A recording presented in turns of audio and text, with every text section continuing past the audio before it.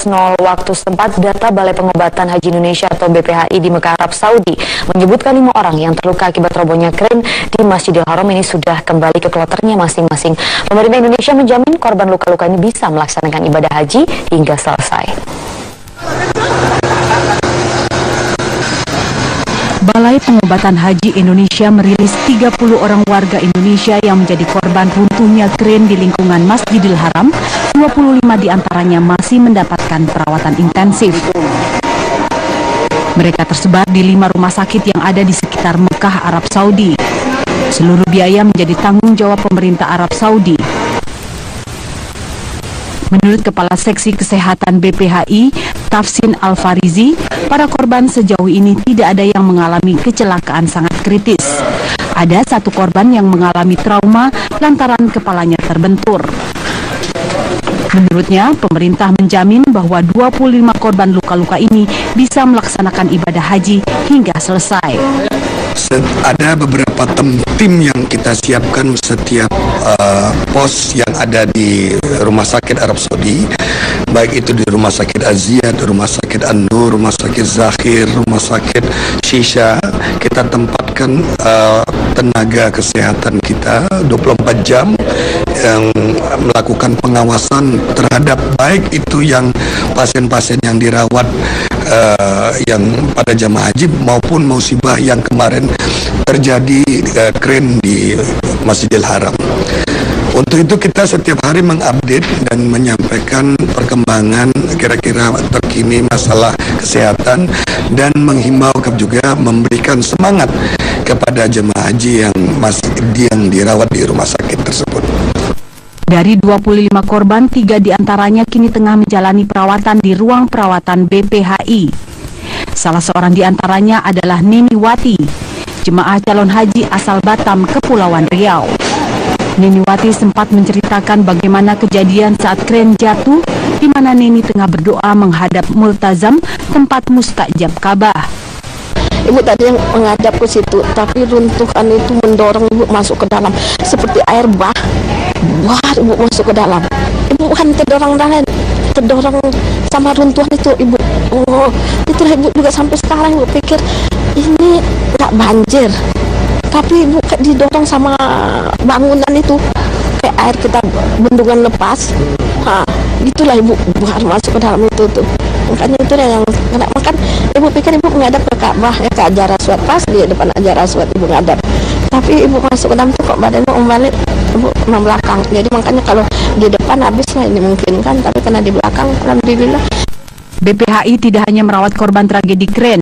Di ruang perawatan BPHI juga ada 19 jemaah calon haji yang memerlukan perawatan medis. Dari Mekah, Arab Saudi, Saiku Bahkowi, Bambang Haryo, Metro TV.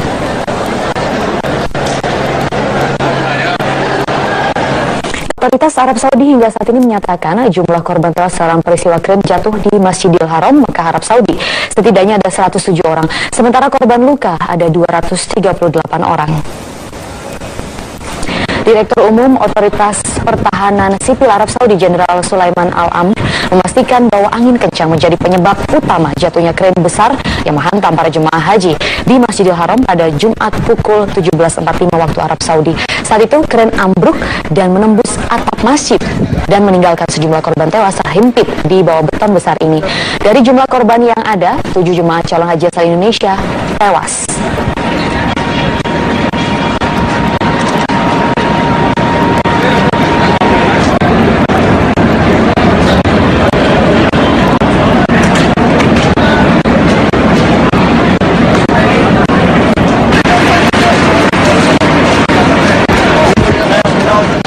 Pemerintah memperlihatkan detik-detik robohnya kren yang ada di Masjidil Haram yang tidak hanya menimbulkan kepanikan, tetapi juga 107 orang tewas.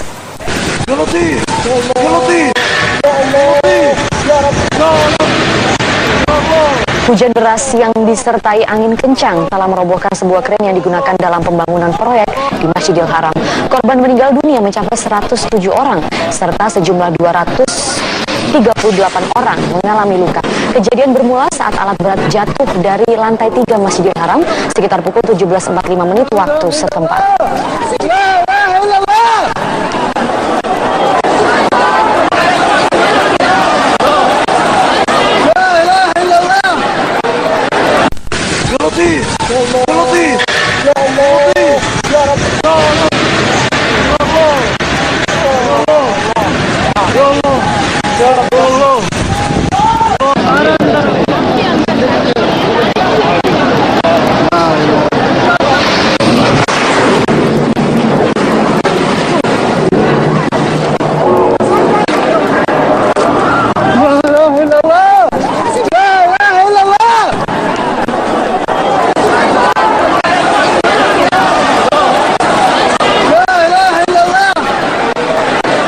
Ya, itulah tadi.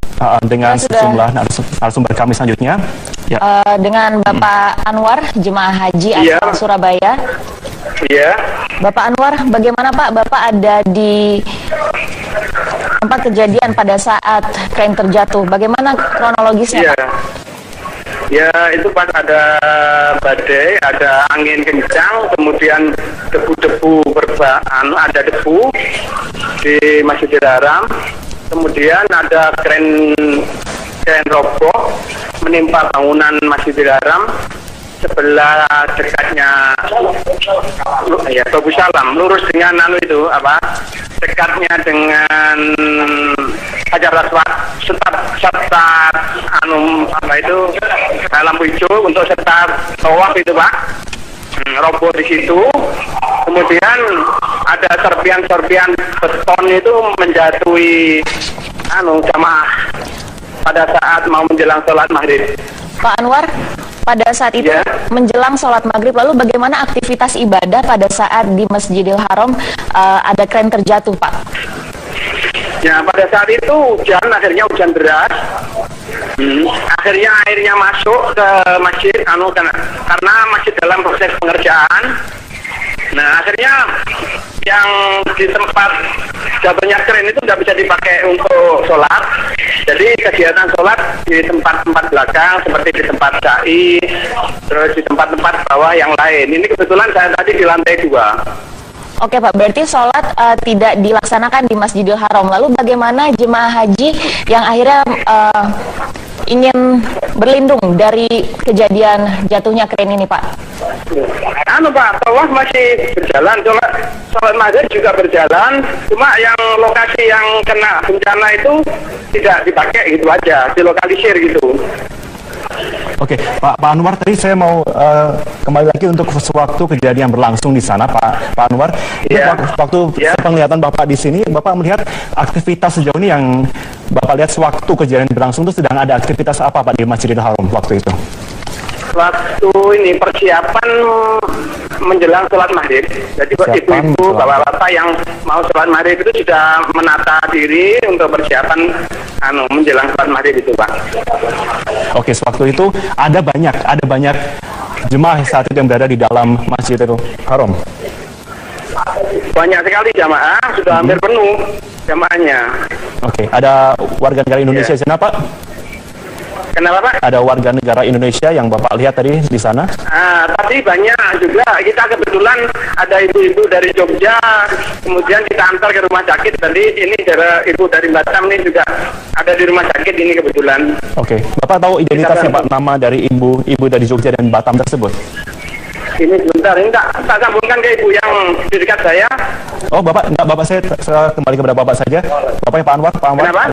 Iya, Pak Anwar. Oke, saya Ya, saya konfirmasi kembali kepada Bapak di sini. Pada saat kejadian berlangsung, Pak, ini Bapak melihat ibu yang Ibu katakan tadi, Bapak katakan ibu dari Jogja dan juga Batam. Ini Bapak tahu identitasnya nggak? Atas nama siapa? Atas nama Ibu Umi. Ibu Umi, asal? Ibu Umi, iya. Asal Yogyakarta. Asal Jogja. Dan satu lagi, Iya. Ibu? Satunya Ibu, siapa Bu? Eniwati. Iya, dari Asal Batam. dari Batam. Oke, kondisinya bagaimana dengan Ibu Umi dan Ibu ya, Eni? tapi ini yang Bu Eniwati tidak begitu yang cedera ringan. Cedera ringan. Oke. Kalau yang dari Jogja tadi bukan kejatuhan serpian beton, cuma kena injak-injak peserta jamaah yang lain. Jadi mungkin kakinya itu kena injak keseleo agak berat gitu. Oke, berarti Ibu Umi asal Yogyakarta di sini terinjak akibat banyak jemaah yang panik. Iya, adanya kejadian kemudian untuk itu, Ibu Eni. Oke, Bapak, apa yang Bapak ketahui sejauh ini, ada jemaah yang meninggal dunia atau tidak, Pak? Jemaah yang meninggal dunia banyak, tapi mungkin dari Indonesia kelihatannya belum ketemu ini, Pak. Ada yang agak parah, ada jemaah dari Medan, ada 2 informasi dari dokter yang barusan kita ketemu, ada 2 dari Medan kondisinya kritis gitu. 2 dari Medan kondisinya kritis. Bagaimana Iya, kondisinya, Pak? Kenapa, Pak? 2 dari Oke, Pak Anwar. Halo Pak Anwar. Ya, masih bersama kami Pak ya. Oke, Pak Anwar. Saat ini saya konfirmasi lagi, Bapak posisinya ada di mana Bapak sekarang? Saya posisi di rumah sakit, Pak. Rumah sakit, oke. Iya. Berarti sejauh ini apakah sudah ada langkah dari pihak KBRI mungkin yang sudah meninjau saat ini? Waktu ini sementara kita petugas-petugas rumah sakit, petugas kesehatan dan petugas haji Indonesia sudah banyak yang di rumah sakit ini ngurusi yang warga-warga kita semua. Oke. Tapi Bapak sudah bisa, Bapak bisa memastikan kalau di sini ada warga negara Indonesia yang menjadi korban tewas? Belum bisa, Pak. Nah, soalnya kita akan di luar ini. Jadi kita orang nggak boleh masuk ke ruangan sama sekali. Bapak, menurut sepenglihatan Bapak di rumah sakit, bagaimana situasi di sana? Bagaimana jamaah Indonesia ditangani di rumah sakit di sana? Ya bagus, Pak. Dia menanganinya, pokoknya ada korban langsung masuk, langsung ditangani. Oke, masih ditangani sampai dengan saat ini. Kita tadi ngantar itu langsung, jadi diterima, langsung dibawa ke dalam, kita nggak boleh masuk sudah. Oke. Tapi tadi saya kembali mengutip pernyataan Bapak tadi menyatakan kalau ada jemaah yang meninggal dunia, Pak ya? Iya. Tapi dari mana kita tidak tahu. Baik, oke, Pak Anwar, kita tahan dulu sejenak. Bapak, nanti kami akan kembali kepada Bapak untuk kembali menaikkan beberapa informasi di sini. Ya pemirsa, Metro Mama masih akan kembali.